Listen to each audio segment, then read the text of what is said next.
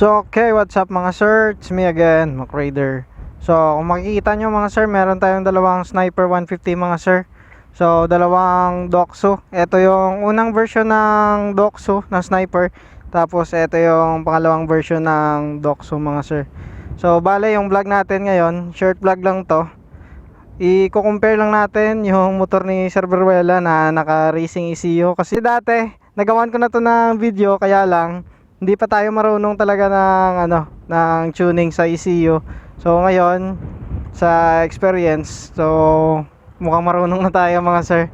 So ito-tune natin yung yung Sniper na naka racing ECU. Tapos ito all stock to, sa all stock na galing kasa yung Sniper ko. Tapos yung kay Sir Beruela naka naka RB5. Tapos yung gulong sa harap 7080, tapos yung sa likod 9080. Tapos naka racing ECU na na pitch bike version 4 na ECU. So ito-tune natin yung racing ECU nya. Tapos i-compare natin sa all stock na Sniper yung takbo nya mga sir. So ito-tune natin. Ayan na yung laptop natin. Ito-tune natin yung racing ECU nya. Hindi wow.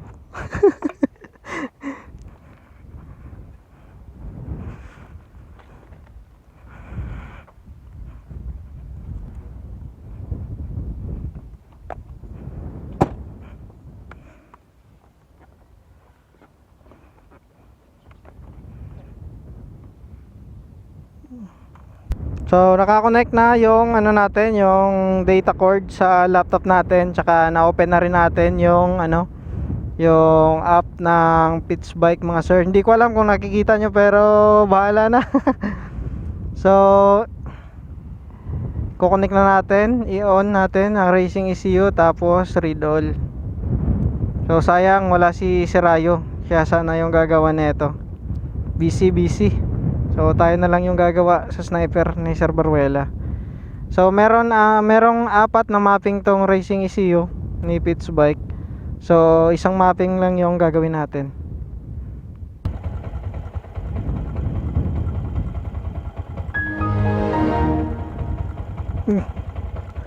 Mango.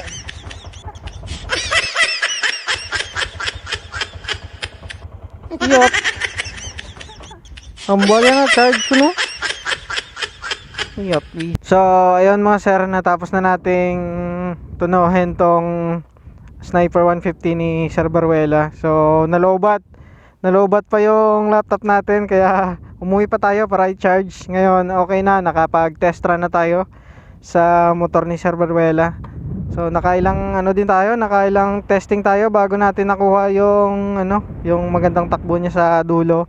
Bale yung motor ni Sir Beruela, sinet natin to sa pangduluhan na to mga sir, kasi no rules yung gustong laro ni Sir Beruela. Nagpa-practice pa lang siya ng take off. So itatry natin sa Sniper ko na all stock, tsaka dito sa naka racing ECU lang na Sniper, tsaka naka RB5. Tapos wala na, the rest stock na mga sir, naka naka shifter lang. So itatry natin dito kay Sir Beruela. Siya yung gagamit sa motor ko, tapos ako yung gagamit sa sa Sniper, para makita nyo kung ilan yung takbo ni Sniper pag naka racing ECU. Kasi pag stock lang yung Sniper, umabot lang siya ng 135, 136. Tsamba na pag naka 137 ka mga sir, kung stock ECU lang yung gamit mo. So try natin patakbuhin tong Sniper na naka racing ECU na mga sir. So nilagay nating limit 13k 13,500 yung nito, yung limit. So hindi pa siya nakapag-upgrade dapat naka naka valve spring para iwas valve float. Hanggang 10,000 RPM lang kasi yung stock ng stock na valve spring. 10,000 lang. Baka next month i-upgrade na din yun naman to mga sir. So try natin mga sir, subukan natin yung performance ng naka racing ECU na Sniper ni Sir Beruela. Try natin. Doon tayo sir.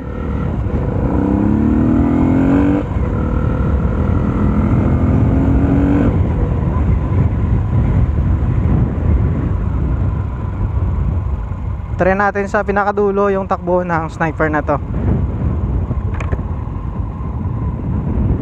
Tingnan natin kung okay yung pagkatuno natin mga sir. Practice lang to. So ayan, try natin. Rolling start lang kasi hindi siya marunong sa starting.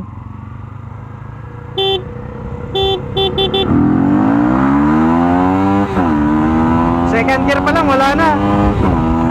Layo na oh. Sobrang layo mga sir, kayang postehan.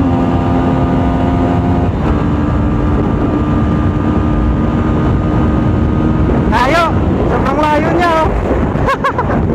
Layo talaga. Nasa 6 na span.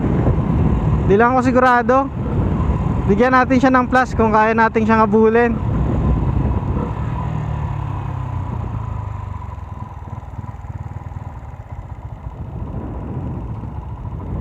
So pauunahin natin siya. Bigyan ko sa 4 na span. 4 na span. So 1, 2, 3, 4. Okay na yan.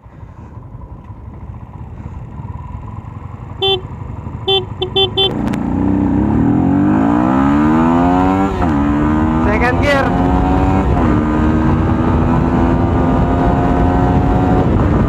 Fourth gear. Kayang-kaya mga sir. Basic na basic lang oh.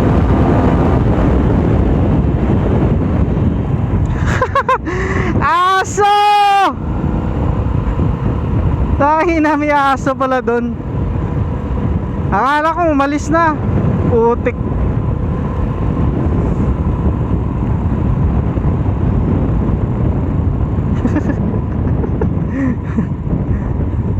May aso. So kayang-kaya yung 4 na span mga sir. Bigyan natin siya 8 span. Gusto mo? 8 span? Sige. Doon tayo sa malayo.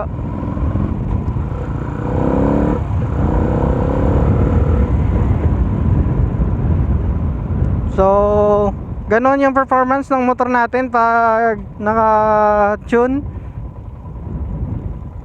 Kahit stock lang mga sir. Walo. Dito lang tayo para nakikita natin yung dulo.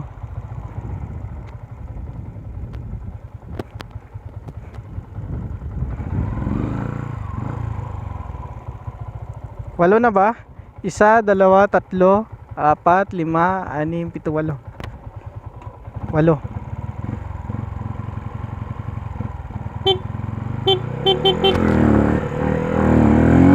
Habulin natin.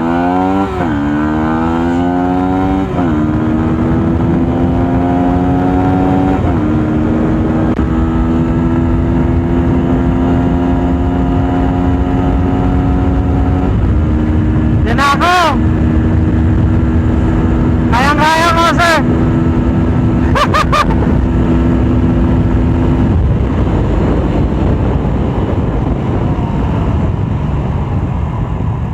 Chamba. Panalo yung tune natin ah. So naka ilang takbo rin kami, naka 6 yata bago natin nakuha. Lakas no? So ano? Isa pa? Sige, muna ka na.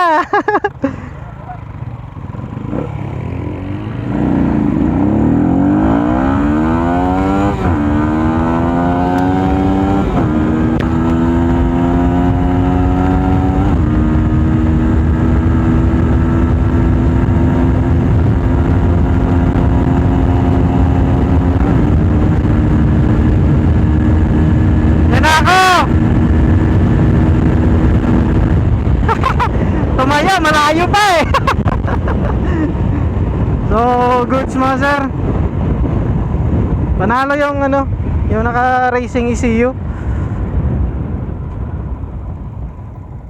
Goods na. Goods na, goods na.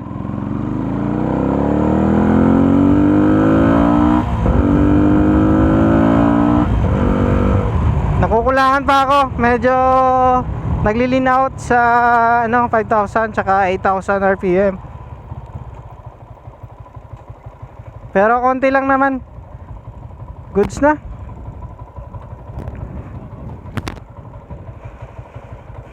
So try natin ibuksan yung spark plug. Tingnan natin yung i-reading natin. I-spark plug read natin kung brown, kung lean out, kung overfeed or sakto lang ba. Tingnan natin mga sir. So tatanggalin natin to, yung spark plug cap tsaka yung spark plug. Tingnan natin kung okay yung reading. Medyo mainit pa, paano na lang natin, palamigin na lang natin konti. So tanggalin natin. So shout out kay Sir Kaloy. Mamoding yung Raider FI nya na stock, naka 1441 lang na sprocket. Eto, tingnan natin kung okay yung spark plug reading natin. Wala kasi tayong AFR gauge. So manual tayo, straight tuning, wala tayong dyno. Aray. So dito natin malalaman kung okay yung pagkatono sa ECU. Pag kulang, ayusin na lang natin. Pero goods na yun, di ba? Plus 8. Tapos nasibak pa sa dulo.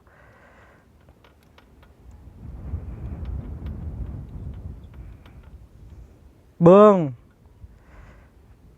Brown mga sir. Ito yung gusto ko. Brown yung tip, tapos medyo black dito sa base nya. Kasi yung arangka dito, tapos yung dulo dito. Tama ba? So ito yung reading nya. Goods naman. Safe naman to sa walwalan mga sir. Ganito yung reading natin.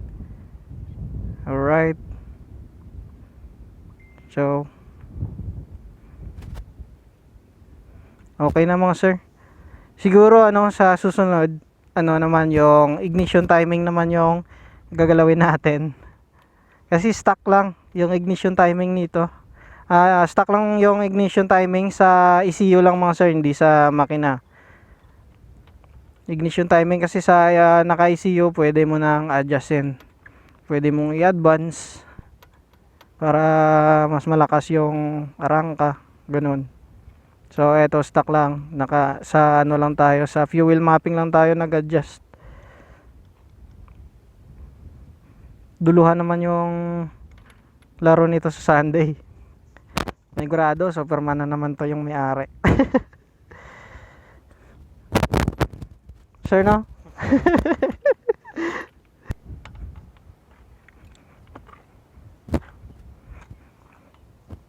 So yun mga sir, abangan natin yung takbo ng motor na to sa Sunday.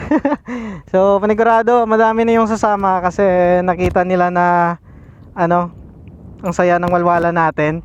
Sir Kaloy sasama na yan. Yung Raider FI nya. So kinokondisyon niya na mga sir. Kaya lang umulan, kaya never mind na lang sa putik. So eto na yung natin sa grupo natin. Eto na yung isang pambato natin sa walwalan. Tapos si Sirayo, si Vanderlim, saka si Sir Kaloy, yung mga mamo, si Fritz. Hindi pa kasi sumasama sa ride natin. Ako sa likod lang ako, nakasupport ako sa inyo.